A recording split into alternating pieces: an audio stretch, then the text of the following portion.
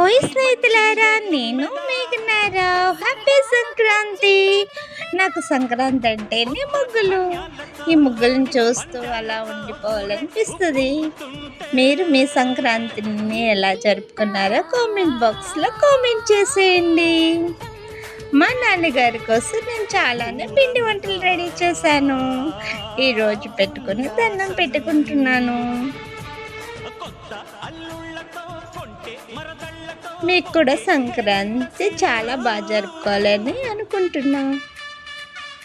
Please like and share and subscribe.